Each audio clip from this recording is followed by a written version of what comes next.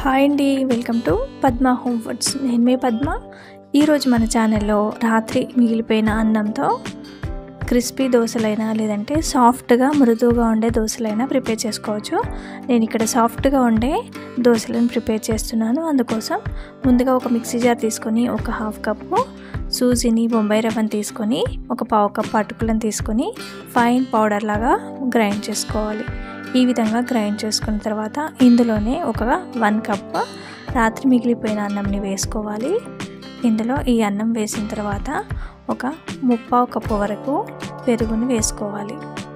ఇలా పెరుగు వేసుకొని కొన్ని వాటర్ వేసుకోవాలి.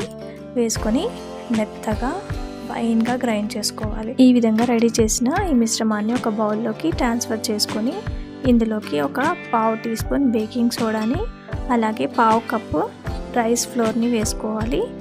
అలాగే రుచికి సరిపడా సాల్ట్ కూడా వేసుకోవాలి. ఇక్కడ నాకు బేకింగ్ సోడా రైస్ ఫ్లోర్ వేసిన క్లిప్పింగ్స్ అనేవి మిస్ అయ్యానండి. అంటే సెల్ ఫోన్ ఆన్లో పెట్టాను అనుకున్నాను, కానీ ఆఫ్లో ఉందండి. ఇలా వేసుకొని కలుపుకున్న తర్వాత ఒక 10 నిమిషాలు పక్కన పెట్టుకోవాలి. 10 నిమిషాల తర్వాత మనకు పిండి కన్సిస్టెన్సీ అనేది కొంచెం థిక్గా అయింది కదా. ఇప్పుడు ఇందులోకి కొంచెం వాటర్ని యాడ్ చేసుకొని దోశ పిండి కన్సిస్టెన్సీ వచ్చే వరకు కలుపుకోవాలి. ఈ విధంగా కలుపుకున్న తర్వాత స్టవ్ ఆన్ చేసి ప్యాన్ పెట్టుకొని ప్యాన్కి ఆయిల్ని అప్లై చేసుకోవాలి. ప్యాన్ అనేది హీట్గా ఉంటుంది కాబట్టి కొంచెం వాటర్ని చిలకరించుకొని తర్వాత సిమ్లో పెట్టుకొని దోశని వేసుకోవాలి.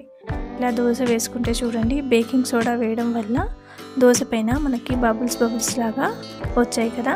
ఇప్పుడు పైనుంచి ఆయిల్ని వేసుకొని మంచి గోల్డెన్ బ్రౌన్ కలర్ వచ్చే వరకు మనం దోశని కాల్చుకోవాలి. లో టు మీడియం ఫ్లేమ్ పెట్టుకొని కాల్చుకున్నామంటే దోశ రెడీ అవుతుంది. టర్న్ చేసుకొని మరొక వైపు కూడా ఫ్రై చేసుకుంటే దోశ అనేది రెడీ అయిపోతుంది.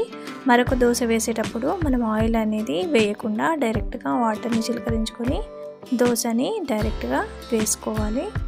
ఇలా వేసుకొని పైనుంచి ఆయిల్ని వేసుకున్నామంటే సరిపోతుందండి. నేను ఇక్కడ మిస్ అయిన క్లిప్పింగ్స్ అనేవి అంటే ఇంగ్రీడియంట్స్ అనేవి నేను డిస్క్రిప్షన్ బాక్స్లో డీటెయిల్గా ఇస్తానండి, ఒకసారి చెక్ చేయండి. ఈ విధంగా ఆయిల్ వేసుకొని ఒక సైడ్ ఫ్రై చేసుకున్న తర్వాత మరొక సైడ్ టర్న్ చేసుకొని ఫ్రై చేసుకున్నామంటే దోశలు అనేవి ప్రిపేర్ అయిపోతాయి. ఈ విధంగా రాత్రి మిగిలిపోయిన అన్నంతో మనం దోశలను ప్రిపేర్ చేసుకొని తింటే చాలా చాలా టేస్టీగా ఉంటాయండి. మరి ఈ రెసిపీ మీకు నచ్చినట్లయితే తప్పకుండా లైక్ చేయండి, షేర్ చేయండి, నా ఛానల్ని సబ్స్క్రైబ్ చేసుకొని సపోర్ట్ చేయండి. Thanks for watching.